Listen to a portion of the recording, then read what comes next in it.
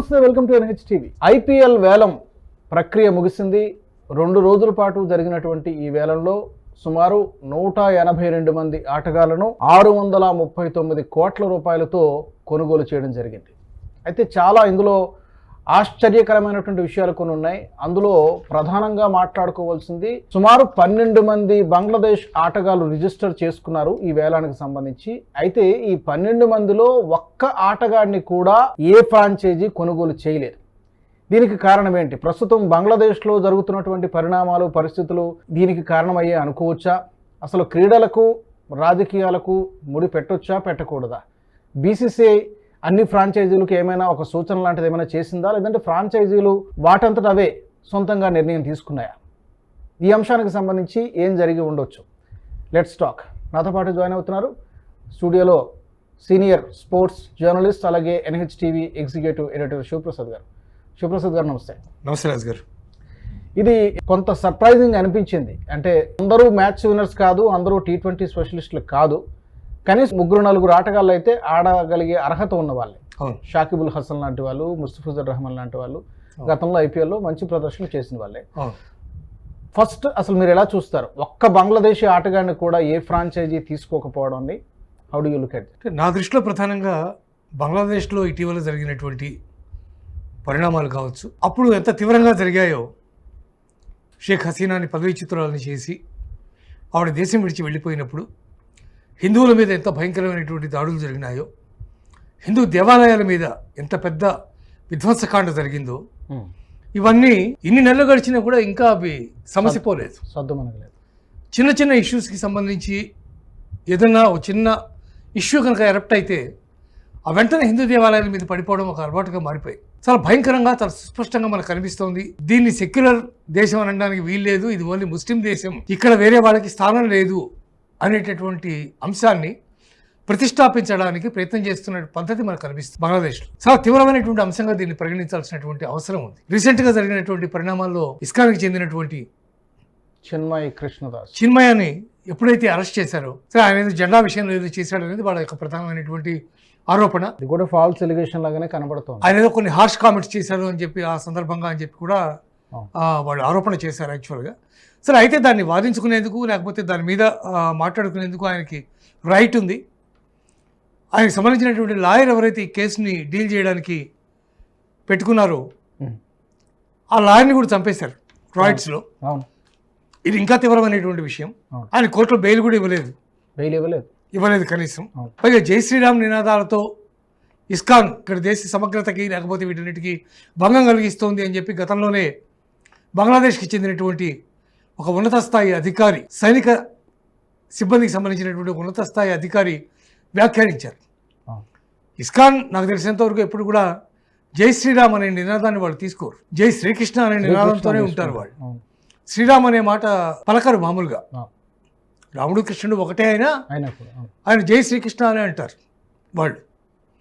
దాన్ని వాళ్ళకి అంటగట్టి ఆ రోజే వాళ్ళు ఏం చేయదలుచుకున్నారో ముందే దాన్ని చూపించినట్టుగా నాకు అనిపిస్తుంది. ఇస్కాన్ అనే దాన్ని ఇక్కడ లేకుండా చేయాలనేది వాళ్ళ ప్రధానమైనటువంటి లక్ష్యంగా. అక్కడ కోర్టులో పిటిషన్ కూడా వేసినట్టున్నారు, ఇస్కాన్ అసలు బ్యాన్ చేయండి. అవును, వేశారు. బంగ్లాదేశ్ లో ఒకటేంటండి, హిందూ సంబంధించినటువంటి అంశాలు కానీ, హిందువుకు సంబంధించినటువంటి ఆనవాళ్లు కానీ బంగ్లాదేశ్లో అసలు వీలైనంత వరకు లేకుండా చేయడమే వాళ్ళ యొక్క ప్రధానమైనటువంటి లక్ష్యంగా ఈ అల్లరి మొక్కలు కానీ, ప్రభుత్వ మద్దతు ఉన్నటువంటి అల్లరి మొక్కలు కానీ ప్రయత్నం చేస్తున్నాయి. State sponsored. ప్రభుత్వ మద్దతు లేకుండా ఎట్లా జరుగుతుంది? స్వామిని అరెస్ట్ చేసినటువంటి సందర్భంగా హిందువులందరూ న్యాచురల్గా దాన్ని ప్రొటెస్ట్ చేశారు, శాంతియుతంగా ప్రొటెస్ట్ చేశారు. దాని మీద ఈ అల్లరి మొక్కలందరూ విరుచుకుపడి ఇష్టం వచ్చినట్టుగా దాడులు చేసి ఆ దాడుల్లోనే లాయర్ని కూడా చంపేశారు. అవును, దేవాలయాన్ని తగలబెట్టారు. కొన్ని దేవాలయాలు ఇదివరకు చేసినటువంటి ఘాతుకాలు వదిలేసి మళ్ళీ సందర్భం వచ్చినప్పుడల్లా కూడా మళ్ళీ కొత్త కొత్త ఘాతుకాలు చేస్తున్నారు. వాళ్ళు ఎక్కడికి పోతోంది అంటే ఇది గ్రాడ్యువల్గా హిందువులు అనేవాళ్ళు అక్కడ బంగ్లాదేశ్లో ఉండడానికి వీల్లేదు, వీళ్ళందరినీ తరిమి కొట్టండి అనే పరిస్థితి, చంపేయండి లేదా వాళ్ళు ఇక్కడి నుంచి వెళ్ళిపోయేటట్టుగా వాళ్ళని చేయండి, మహిళల మీద, హిందూ మహిళల మీద మానభంగాలు చేయండి, హెరాస్ చేయండి, వాళ్ళందరినీ ఇక్కడి నుంచి పంపించేసేయండి మొత్తం మీద అనేటటువంటి వ్యవస్థ అక్కడ మనకి చాలా సుస్పష్టంగా మనకు కనిపిస్తుంది. అందువల్ల వాంటెడ్గానే ఇదంతా చేస్తున్నారు వాళ్ళు. అట్లాంటప్పుడు వాళ్ళని మనం అవాయిడ్ చేయడంలో ఉన్నటువంటి తప్పేంటి? పాకిస్తాన్కి మనకి ఉన్నటువంటి వైరం కానీ, భారతదేశ సమగ్రతని, సార్వభౌమత్వాన్ని తగ్గించడానికి లేదా డిస్టర్బ్ చేయడానికి వాళ్ళు చేయనటువంటి ప్రయత్నం అంటూ లేదు కదా. అనేక రకాల దాడులు చేశారు. ముఖ్యంగా కాశ్మీర్ అంత అల్లకల్లోలంగా మారిపోయి చివరికి పర్యాటకుడు అనేవాడు ఆ ప్రాంతానికి వెళ్ళడానికి కూడా లేనటువంటి దయనీయ పరిస్థితి తీసుకొచ్చింది ఎవరు? పాకిస్తాన్ కాదా? పాకిస్తాన్ ప్రేరేపిత ఉగ్రవాదులు కాదా? ఐఎస్ఐ కాదా? ఇంతకాలానికి మోడీ ప్రభుత్వం వచ్చిన తర్వాత ఒక సాహసోపేతమైనటువంటి నిర్ణయం తీసుకుని ఆర్టికల్ 370 రద్దు చేయడం ద్వారా శాంతిని అక్కడ పునరుద్ధరించేటటువంటి ప్రయత్నం చేశారు. చాలా వరకు దాంట్లో సక్సీడ్ అయ్యారు. ఈరోజు అక్కడ ప్రజలు హాయిగా రోడ్ల మీద తిరుగుతున్నారు ప్రశాంతంగా. పర్యాటకులు వెళ్తున్నారు ఆ ప్రాంతాలకి. ఎదురుటాగా ఏ క్షణాన ఎవడు కాల్పులు జరుపుతాడో, ఎవరు కిడ్నాప్ చేస్తారో, మమ్మల్ని అడ్డబెట్టుకుని ఏం చేస్తారో, చంపేస్తారేమో అనే భయం ఈరోజు కాశ్మీర్లో లేదు. దానికి కారణం భారతీయ జనతా పార్టీ ప్రభుత్వం, మోడీ అండ్ అమిత్ షా చేసినటువంటి అద్భుతమైనటువంటి ప్రక్రియ ఆర్టికల్ 370 రద్దు చేయడం. అలా కాకపోయి ఉంటే ఎంత భయంకరంగా ఉండేది పరిస్థితి. దేశంలో ఎక్కడ బాంబ్ బ్లాస్ట్ అయినా సరే ఐఎస్ఐ ప్రమేయం ఉంటుంది. హైదరాబాద్లో కానివ్వండి, బెంగళూరులో కానివ్వండి, ఢిల్లీలో కానివ్వండి, బాంబేలో కానివ్వండి. బాంబేలో చేసినటువంటి మారణ హోమం నిన్న 26వ తారీఖు 26/11 ఎవరైనా మర్చిపోయే పరిస్థితి ఉందా వాటిని? అట్లాంటి పరిస్థితుల్లో క్రీడల విషయంలో కూడా భారత ప్రభుత్వం బలమైనటువంటి నిర్ణయం తీసుకుంది. పాకిస్తాన్ మనం వెళ్ళడం కానీ, పాకిస్తాన్ ఇక్కడికి పిలవడం కానీ అవసరం లేదు. ఏదైనా part of the world cup, part of the champions trophy, neutral వెన్యూస్లో అలా ఉన్నప్పుడు మనం పాకిస్తాన్ వెళ్ళాం. వాళ్ళు వచ్చి ఇక్కడ ఆడితే మాకేం అభ్యంతరం లేదు. ఎందుకంటే మా దగ్గర ఉగ్రవాదం లేదు, మీ ప్రొటెక్షన్కి మాకేం ఇబ్బంది లేదు. ఎందుకంటే ఇక్కడ ఉగ్రవాదం లేదు కాబట్టి. నిజానికి హిందువుల పట్ల వాళ్ళు చేయించేటటువంటి ఉగ్రవాదం, భారతదేశం పట్ల వాళ్ళు చూపే ఉగ్రవాదాన్ని కనుక ఇక్కడ కూడా అనుసరిస్తే, హిందూ వర్గాలు కూడా అనుసరిస్తే పరిస్థితి మరోలా ఉంటుంది. కానీ భారతదేశం అట్లాంటిది కాదు. ఆ రకంగా ఏ పార్టీ కూడా భారతదేశాన్ని పరిపాలించలేదు. ముఖ్యంగా బీజేపీ. వాళ్ళు రెచ్చగొడితే, వాళ్ళు తప్పు చేస్తే, వాళ్ళు మన మీద దాడి చేస్తే దాన్ని తిప్పికొట్టారే తప్ప, వాళ్ళ దాడికి ప్రతీకారంగా దాడి చేశారే తప్ప, మనంతరం మనం ఎప్పుడు వెళ్ళి పాకిస్తాన్ మీద దాడి చేయలే. అందువల్ల ఆ పరిస్థితి వాళ్ళ ప్లేయర్స్కి లేదు. వరల్డ్ కప్లో వాళ్ళు వచ్చారు, ఇక్కడ ఆడారు, లేకపోతే జరిగింది. కానీ ఇండియాలో జరిగేటటువంటి ఐపీఎల్ టోర్నమెంట్లో పాకిస్తాన్ని ఆడకూడదని నిర్ణయం తీసుకున్నారు 2009లో. దాన్నే బీసీసీఐ పాటించింది. బీసీసీఐకి అనుబంధంగా ఉన్నటువంటి ఫ్రాంచైజీలు ఏవైతే ఉన్నాయో ఇవన్నీ కూడా గవర్నింగ్ బాడీ ఆఫ్ ఐపీఎల్ వాళ్ళు కూడా దాన్ని పాటించారు. ఈరోజు బంగ్లాదేశ్ ప్లేయర్స్ ఒక్కరు కూడా దాంట్లో లేరు లిస్టులో అనడానికి 2 కారణాలుగా భావించవచ్చు. ఒకటి, ఇటీవలి కాలంలో బంగ్లాదేశ్ యొక్క ప్రదర్శన. పాకిస్తాన్తో టెస్ట్ సిరీస్ ఆడి టెస్ట్ సిరీస్ విజయం సాధించిన తర్వాత పాకిస్తాన్ని వాళ్ళ సొంతగడ్డ మీద, పాకిస్తాన్ సొంతగడ్డ మీద గెలిచి వచ్చిన తర్వాత ఇండియాలో పెద్ద గొప్ప ప్రదర్శన చేయలే. వన్డే క్రికెట్లో వాళ్ళు ఏదో కొంత బెటర్ పర్ఫార్మెన్స్ చేశారు, కానీ టెస్ట్ మ్యాచ్లో టోటల్గా పోయింది. ఎవరు అద్భుతమైనటువంటి ఫామ్లో లేరు. కరెక్ట్. ఫ్రాంచైజీలకు ఎప్పుడు ఏం కావాలి? తమ తరఫున ఒక సెన్సేషనల్ అయినటువంటి బ్యాట్స్మెనో, బౌలరో, సెన్సేషనల్ ఫీల్డరో కావాలి. అవేవి ఈ మన దగ్గర ఉన్నటువంటి లిస్టులో ఉన్నటువంటి 12 మంది ప్లేయర్లు ఎవరైతే దానికి ఎన్రోల్ చేసుకున్నారో వాళ్ళలో ఎవరు అంత ఫామ్లో లేరు. సో ఇంక్లూడింగ్ మీరు కనుక చూసినట్టయితే షకీబుల్ హసన్, అతనితో సహా the senior most player, allrounder, అటువంటి షకీబుల్ హసన్ కూడా మంచి ఫామ్లో లేడు. ముస్తాఫిజ్ ఇదివరకు చేసినంత అద్భుతంగా బౌలింగ్ చేయట్లేదు. అతని ప్రైమరీ అమౌంట్ 2 crores పెట్టారు దాంట్లో, బేస్ ప్రైస్. కానీ అతను కూడా అద్భుతమైనటువంటి ఫామ్లో లేడు. మిగిలిన వాళ్ళందరూ లిటన్ దాస్ కానీ, లేకపోతే వీళ్ళంతా కూడా బిట్స్ అండ్ పీసెస్ చేసిన వాళ్ళే కానీ T20లో ప్రూవ్డ్ ప్లేయర్స్ కాదు. అట్లాంటి కండిషన్స్లో వీళ్ళ మెరిట్ చూసినా తీసుకోవాల్సిన అవసరం లేదు. ఒక ఇండియన్ గవర్నమెంట్ ఏమైనా ఇన్స్ట్రక్షన్స్ ఇచ్చిందా బీసీసీఐకి? ఆ మేరకు బీసీసీఐ గవర్నింగ్ బాడీని ఏమన్నా, ఐపీఎల్ గవర్నింగ్ బాడీని ఏమన్నా ఈ విధంగా చేయండి అని చెప్పి సూచించిందా అన్అఫీషియల్గా అనేది క్లారిటీ లేదు. అయి ఉండొచ్చు, కాకపోవచ్చు. కానీ అయినా కూడా అందులో బాధపడాల్సిన అవసరం లేదు. ఎందుకంటే నీ సోదరుల మీద, నీ సోదరీమణుల మీద, మీ బంధువులందరి మీద ఇంత భయంకరమైనటువంటి దాడులు చేస్తుంటే ఉచ్చం నీచం లేకుండా, పెద్ద చిన్న తారతమ్యం లేకుండా పిల్లలతో సహా ఇంత భయంకరంగా వెతపెడుతున్నటువంటి సందర్భంలో బాయ్కాట్ చేస్తే తప్పేంటి? ఎందుకు బాయ్కాట్ చేయకూడదు? మీరు చేసే తప్పిదాలన్నింటినీ, మీరు చేసే భయంకరమైనటువంటి చర్యలన్నింటినీ భరిస్తూ మేము సహనంగా కూర్చోవాలా? ఇక్కడ మీరు వచ్చి ఇక్కడ ఆడి డబ్బులు పట్టుకుపోతారా? మేము మాత్రం మీరు చేసేవాడిని సహిస్తూ మేము మౌనంగా ఉండాలా? ఏ సాధారణమైనటువంటి పౌరుడికైనా సరే ఈ రకమైనటువంటి ప్రశ్న వస్తుంది. అదే ప్రశ్న ఫ్రాంచైజీలకు వచ్చిండొచ్చు. క్రికెట్ ఫ్యాన్స్ కూడా డైజెస్ట్ చేసుకోలేనటువంటి పరిస్థితి. ఫీల్డ్లో దిగినప్పుడు బ్యాటింగ్కో బౌలింగ్కో డెఫినెట్గా ప్రెజెంట్ ఆన్ గోయింగ్ ఇష్యూ నడుస్తుంది కాబట్టి వ్యతిరేకత రావచ్చు, 99% వ్యతిరేకత రావచ్చు. బహుశా ఫ్రాంచైజీలు కూడా ఈ ఆలోచనతోనే ఎందుకు వచ్చిన రిస్క్, వాళ్ళు అంత ఎక్స్ట్రాడినరీ ప్లేయర్స్ కాదు మీరు అన్నట్టు, అండ్ అంత ఫామ్లో లేరు. రెండోది ఫ్యాన్స్ ఎలా రిసీవ్ చేసుకుంటారనే ఒక భయం ఫ్రాంచైజీలకు కూడా ఉండొచ్చు. డెఫినెట్గా ఉండొచ్చు. But what ever it may be the reason, ఒకవేళ వాళ్ళు నిజంగా పెర్ఫార్మెన్స్ చేయలేరు అనుకుంటే ఓకే, ఒకవేళ వాళ్ళు పెర్ఫార్మెన్స్ చేయగలిగి ఉన్నా తీసుకోలేదు అనుకుంటే ఎందుకు తీసుకోవాలి అనే ప్రశ్న వస్తుంది ఈ సందర్భంగా. కాబట్టి the IPL governing body, the franchisees, they have done a very good job. వాళ్ళు తెలిసి చేసినా తెలియక చేసినా they have done a great job. సరైన నిర్ణయం. సరైన నిర్ణయం మనం ఏమీ చింతించాల్సిన అవసరం లేదు, తప్పు పట్టాల్సినటువంటి అవసరం లేదు. ఇంత అద్భుతమైన ప్లేయర్స్ని మనం మిస్ అయ్యామే అని బాధపడాల్సిన అవసరం లేదు. పాకిస్తాన్లో ఎంత అద్భుతమైన ప్లేయర్లు ఉంటే మనకెందుకు. దృఢమైనటువంటి నిర్ణయం తీసుకునే 2009 నుంచి ఈ రోజు వరకు వాళ్ళు ఎవరు ఒక్కడు కూడా ఇక్కడ ఆడడానికి వీల్లేకపోయింది. ఈ రోజు ఛాంపియన్స్ ట్రోఫీ కూడా 30వ తేదీ సమావేశం జరగబోతుంది. 29, 30 2 రోజులు సమావేశం జరగబోతుంది ఐసీసీ. వాళ్ళు డిసైడెడ్ న్యూట్రల్ వెన్యూస్లో ఇండియా పాకిస్తాన్ ఆడితేనే దీనికి ఓకే, లేకపోతే అక్కడి నుంచి షిఫ్ట్ చేసినా కూడా ఆశ్చర్యపోవాల్సిన అవసరం లేదు పాకిస్తాన్ నుంచి. ఆ నిర్ణయం తీసుకోబోతున్నారు. అందువల్ల భారత్ అనేది ప్రధానం కానీ పాకిస్తాన్ అనేది మనకి ప్రధానం కాదు. మన దేశమే మనకి ఇంపార్టెంట్. అందువల్ల ఖచ్చితంగా దీన్ని సమర్థించాల్సినటువంటి అంశం. No doubt at all. ఇందాక మనం అనుకున్నట్టుగా కావాలని చేసినా లేదా వాళ్ళ దగ్గర ప్లేయర్స్ లేరని చెప్పి చేసినా ఏదైనా సరే ఆ చర్య 100% సమర్థనీయం. అందులో సందేహించాల్సిన అవసరమే లేదు.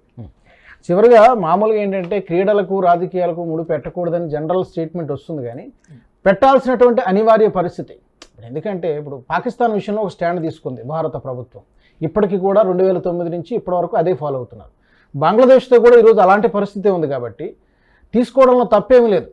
ఒక సగటు భారతీయుడు అదే ఫీల్ అవుతాడు.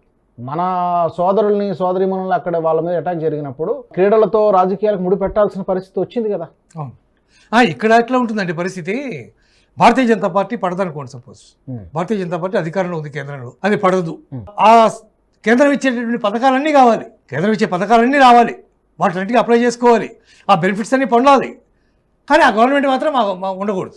గవర్నమెంట్ ఉండకూడదు. మీకు నిజంగా ఆ ప్రభుత్వం ఇష్టం లేకపోతే హిందువుకు సంబంధించినటువంటి ఒక పార్టీ అధికారంలో ఉందని మీరు భావిస్తే, మీరు హిందూ వ్యతిరేక కనుక అయితే ఒకవేళ ఆ హిందూ వ్యతిరేక ప్రభుత్వం ఇచ్చేటటువంటి పథకాలు ఎందుకు తీసుకోవడం?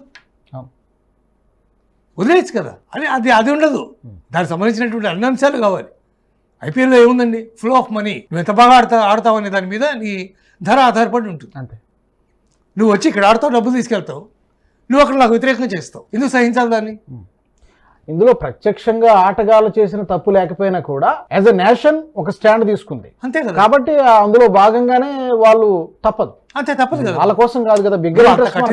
కఠిన నిర్ణయం తీసుకున్నప్పుడు ఆ దేశానికి సంబంధించి తీసుకున్నప్పుడు దాంట్లో ఉండేటటువంటి ఆటగాళ్ళు కానీ అయితే మిగిలిన వాళ్ళు న్యాచురల్గా సఫర్ అవుతారు.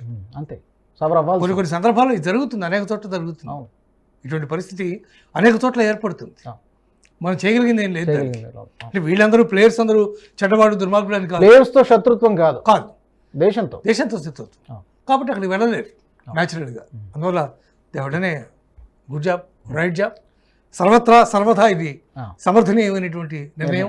తెలిసి తీసుకున్నా తెలియక తీసుకున్నా. ఇక ఎన్నికలు ఏమైనా జరిగి అక్కడ కొత్త ప్రభుత్వం వస్తే, షేక్ హసీనా కనుక వస్తే, మేబీ మళ్ళీ బంగ్లాదేశ్కి మనకి ఆ సానుకూల వాతావరణం వస్తే మేబీ మళ్ళీ పరిస్థితులు మార్పు రావచ్చు అంటారా? రావచ్చు. కానీ అది ప్రస్తుతం అంటే ఇప్పుడున్నటువంటి పరిస్థితుల్లో అది ఎంతవరకు సాధ్యమో, ఎన్ని సంవత్సరాలు పడుతుంది అనేది ఇంకా తెలియదు. ఇప్పుడు నువ్వు భారత్కు అనుకూలంగా ఉండాల్సిన పని లేదు, భారత్కు వ్యతిరేకంగా ఉండకుండా ఉంటుంది సార్. నువ్వు అక్కడ ఉండేటటువంటి హిందువులు ఎవరైతే ఉన్నారో వాళ్ళు కూడా మీ పౌరులే. బంగ్లాదేశ్ ఏర్పడినప్పుడు వాళ్ళంతా కూడా మీ పౌరులుగా అక్కడ ఉన్నారు, అక్కడికి వచ్చారు. వాళ్ళందరూ వాళ్ళ యొక్క హక్కుల్ని కాపాడాల్సినటువంటి బాధ్యత మీ మీద ఉంది. కనీసం వాళ్ళ ప్రాణాలను కాపాడాల్సినటువంటి బాధ్యత అయినా మీ మీద ఉంది. అల్లరి మొక్కలు చెలరేగిపోయి వీధుల్లో దుర్మార్గాలు చేస్తూ, ఇళ్ల మీద పడి దోపిడీలు చేస్తూ, మహిళల్ని కించపరుస్తూ, తగలబెడుతూ ఇళ్ళు, ఇంత భయంకరమైనటువంటి హింసాకాండ చేస్తుంటే గవర్నమెంట్ కళ్ళు మూసుకుని కూర్చుని మెదలకుండా ఏమనిపిస్తుంది? అది మీ ప్రేరేపితంగానే జరుగుతుంది ఇదంతా అనిపిస్తుంది న్యాచురల్గా. తప్పేముంది అందులో? అలా అంటంలో కూడా తప్పేం లేదు. కాబట్టి ఆ వ్యవస్థ పోవాలి. అదే భారత్ తలుచుకుంటే బంగ్లాదేశ్ పరిస్థితి ఏంటి? నిజంగా భారత్ అంత పంతమే పూరితే బంగ్లాదేశ్ పరిస్థితి ఏంటి? వాళ్ళకి దాని గురించి అవసరం లేదు. వాళ్ళు చేయదలుచుకున్నటువంటి దారుణాలు ఏమో వాళ్ళు చేస్తున్నారు. మనం చేయాలి కదా. అదే దీనికి ఏదో ఒక సొల్యూషన్ డెఫినెట్గా వస్తుంది, తొందరలోనే వచ్చేటటువంటి అవకాశం ఉంది. ఈవెన్ ఈ స్వామి అరెస్ట్ విషయంలో కూడా ప్రభుత్వం ఆల్రెడీ సీరియస్గానే అప్పీల్ చేసింది. వాళ్ళు ఇంకా దాన్ని పట్టించుకోకపోతే ఇంకా సీరియస్గా రియాక్ట్ అయ్యేటటువంటి అవకాశం కూడా కనిపిస్తోంది.